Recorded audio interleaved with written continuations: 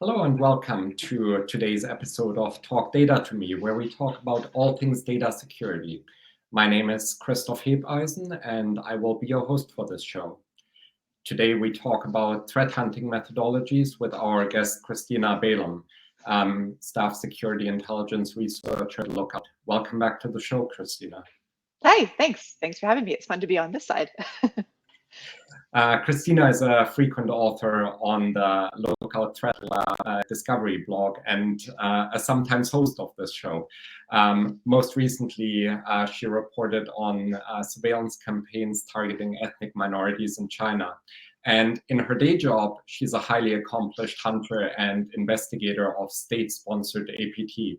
Christina lives in the world of advanced mobile threats every day, so this is a topic she's extremely familiar with. So let's get started. To launch into this topic, can you tell our viewers what proactive threat hunting is and how it relates to threat intelligence? Yeah, sure. So we're going to start off with a stat, just to kind of contextualize how the broader public kind of views threat intelligence and threat hunting.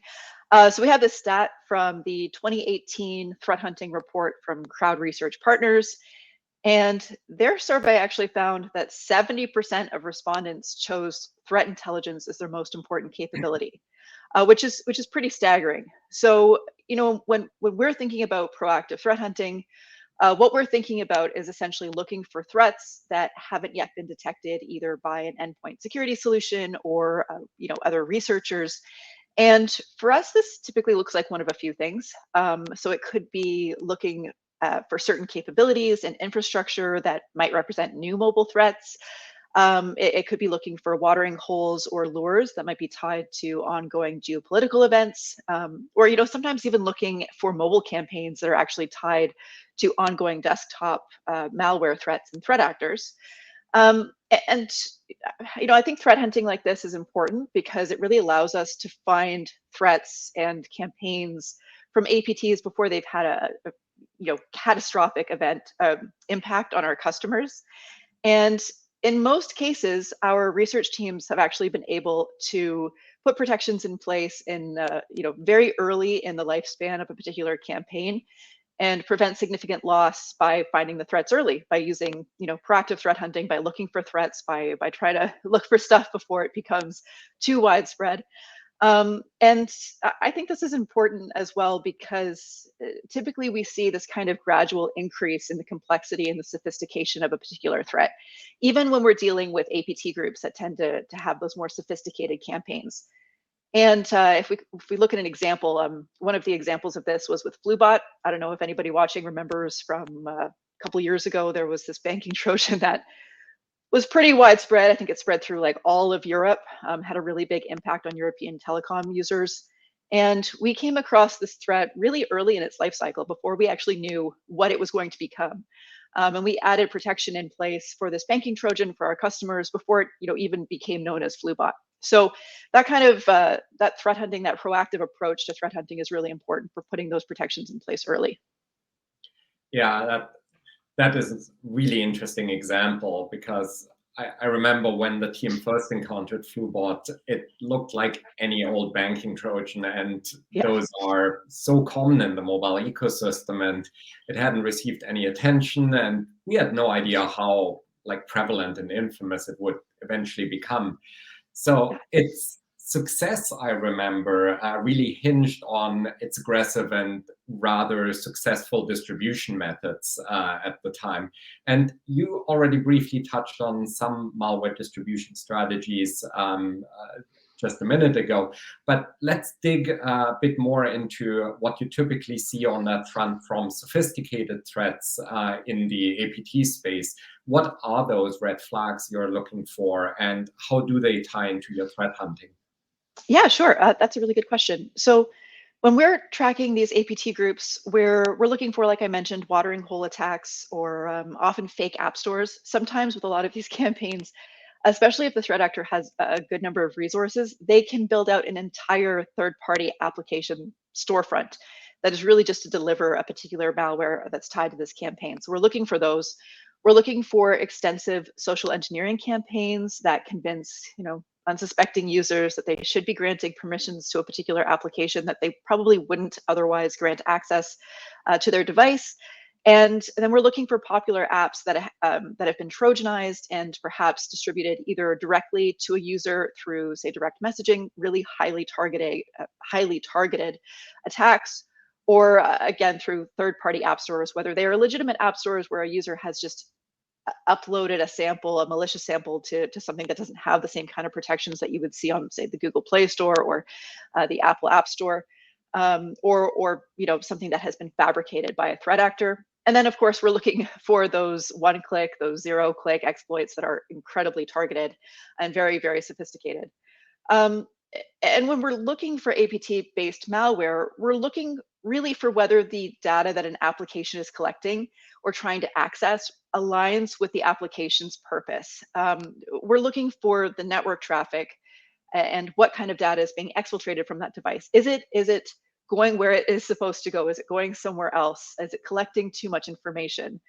And we're particularly wary of really highly targeted applications. So for example, applications that are for a very niche audience, say a particular religious group or a certain demographic or certain minority group, and how you can acquire those. Are they being available to users through official app stores? Or again, are they through third-party stores, fabricated stores, or even through social media where there really are no protections in place for customers?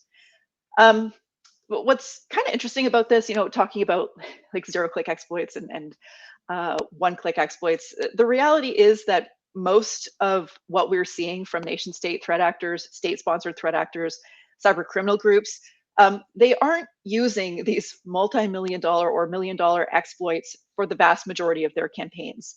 But that doesn't mean that these campaigns aren't sophisticated or incredibly successful.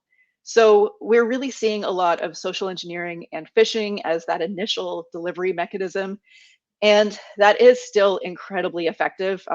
That was one way that flu bot spread. And threat actors can actually be really sneaky about how they convince users to allow them access to certain data on their devices. And again, data that a user might not otherwise grant them access to. One example of this that I found really interesting was for a malware family called Moonshine. And this was distributed by an APT group called Poison Carp, a Chinese suspected state-sponsored threat actor, Chinese-speaking threat actor. So Citizen Lab first reported on its use as part of an exploit chain. So Moonshine as a surveillance module was being delivered directly to targeted users through WhatsApp messages. And then we found these surveillance modules actually embedded in highly targeted applications, primarily Uyghur language speaking applications. And if you look at, again, this sort of like life cycle of the software, in the really early variants of the app-based Moonshine, the threat actor was asking for every data point under the sun. Every permission it could ask for, it was asking for, even if it didn't make sense in the context of the application. And then they pretty quickly pivoted to kind of trying to be less conspicuous. So if they were asking, if they were trying to Trojanize an application that maybe would really only legitimately ask for access to, say, SMS and your contact list, they no longer asked for access to your photos and to your file system and all of that other stuff. They were really just sticking with what the legitimate permissions were asking for. And so they were less conspicuous, and they would kind of determine based on which permissions were granted how compromisable a device was. So they were getting sneaky with how they were actually trying to conceal the fact that they were distributing this malicious application. And at the end of the day, we're really seeing a lot of private contractors developing tools for these threat actors, for a lot of these APT groups. And just like any other software engineering enterprise, some of them are really good, some of them are not, and they really often appear to operate just like agencies that are outside of the malware space, which is pretty interesting. Yeah, I find that fascinating how all of those stereotypes about attackers come apart once you understand who those people really are. They are not the shady criminals or the reckless hoodie-wearing teenagers of the movies, and not special agents in a super secret facility either. They are just software engineers working out of a boring open concept office, just like our colleagues, essentially, except with weaker ethics, I would say. Yeah. Um, but so based on what you do every day to track these people and their infrastructure and the malware, can you give us some insight into how you approach the task of tracking down the actual threat actors behind these attacks? Yeah, sure. So, I think first and foremost, having access to a lot of data is important. That is an area that we have been incredibly lucky in because we have an extensive data set of mobile malware dating back over a decade and telemetry to really give us context around who is being targeted and for how long. So, we can see in many cases the entire life cycle, lifespan of a malware campaign, which is pretty fantastic. Um, and sometimes malware threat actors as a whole are really great at organizing a malware attack, but they might not be so great at the actual operational security, hiding who they really are and maybe access to their infrastructure. So when it comes to figuring out attribution and figuring out the kind of the broader under context of these campaigns, who's behind them, and all that kind of thing, we can get really lucky with infrastructure that leads us to attribution. I mean, attribution is notoriously difficult, so anytime we can get lucky with it is, we're really grateful for that. One example might be, maybe a threat actor has reused infrastructure across several different campaigns, or they're always using the same hosting provider and the same SSL certificate across all of the different servers they're using. And one of these servers, might share registrant details with a commercial domain. And so we can see the contractor that is actually tied to that particular malware campaign. These slip ups, again, make it way easier for us to do one of the hardest parts of our job, which is attribution. But it doesn't happen terribly frequently.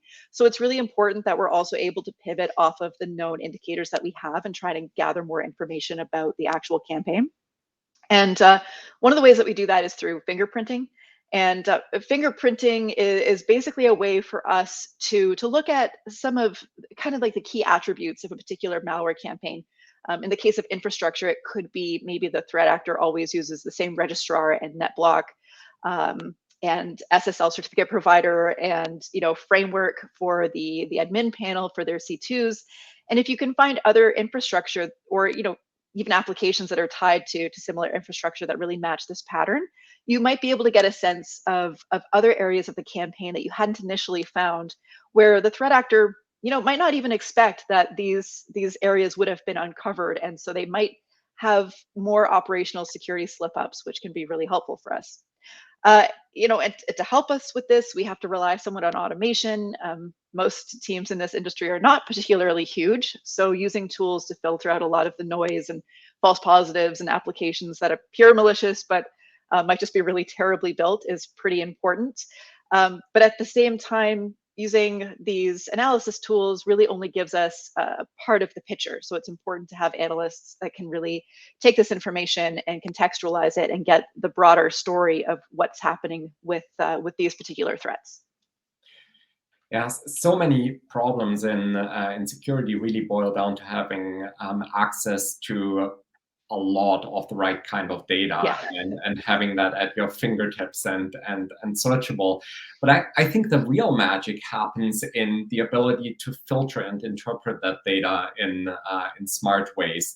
When you have this large lake of data, that somewhere in there are traces of threat actors or of malware. But how do you find it in there? How do you find those threads to pull on?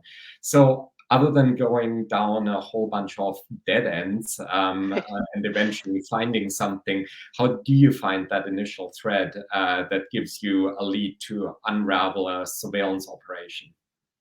Yeah, good question. Um, we do hit a lot of dead ends, but we kind of take an approach that is a little bit more structured. So we typically start with a hypothesis of some sort, and that might be informed by, again, current geopolitical events. An example of this is a recent Threat Lab report where we talked about the Bold Spy discovery, and Bold Spy is a surveillance tool that was tied to the surveillance of Iranian protesters. So events like that can be really great for forming hypotheses and knowing where you want to start looking. Or it might be based on the kinds of applications that we suspect could be malicious. Again, in the case of Moonshine, for example, Uyghur language applications, it's a highly targeted group, also tied to geopolitical events, but we kind of knew where we might want to start there. Or other social applications that could be Trojanized or frequently Trojanized and redistributed in through social media channels, for example. Occasionally, we won't start with that kind of specific hypothesis. We might come across a particular indicator that just looks really fishy, and we form our hypothesis around that indicator that we found. So it might be something like, we found X and we think it might be related to Y or Z, and we'll use the clues from the source code or this indicator or infrastructure to inform our next steps. And then it's basically trying to collect as much data as we have to try and access any malware samples we can find, infrastructure, any details on how these samples are being distributed. And we really try and look through all of the data that we have to, again, try to get the context of the campaign. So what kind of unique strings are found in the samples? Can they tell us anything about the targeting if that's not already obvious? The threat actors, their language, for example.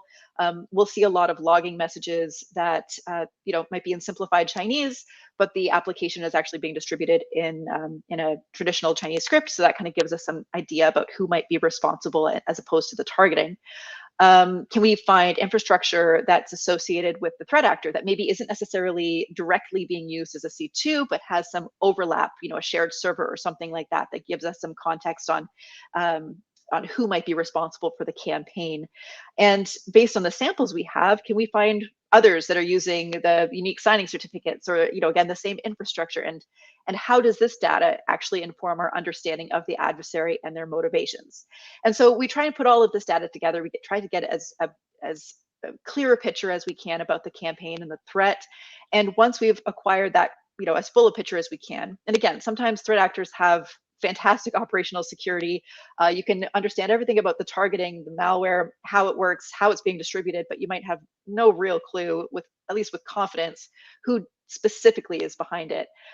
So sometimes, we're a little bit limited with the full picture, but we try to get as clear a picture as we can. And then we have to mitigate that threat. So that looks like, adding coverage to our mobile endpoint protection system and logging any indicators of compromise, heuristics, details tied to the campaign, so that in the future, any other tooling we have, we can get notifications saying, hey, there's another C2 that looks like it's tied to Moonshine. You might want to take a look at this. And that kind of ties back to the automation process and helping us, those of us on the smaller teams with doing some of that tedious work. And I think this is really important, kind of going back to that discussion about proactive threat hunting and threat hunting as a whole, because this really improves our overall intelligence as a research organization. And quite frankly, the better your intelligence is, the less exposure you have. So it's pretty important. Better your intelligence is, the less exposure you'll have. I'll print that on a T-shirt. Yeah.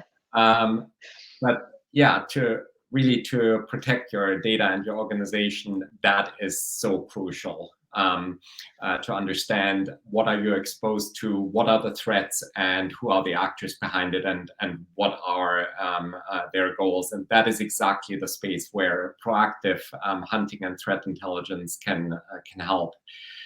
That is all we have time for on today's episode of Talk Data to Me. Thank you so much for your time and your insights, Christina. Thanks for having me. This was fun. And to learn more about this topic and other topics about data security, click on the link in the post below. Thank you for joining us for the show today, and we hope to see you again next time.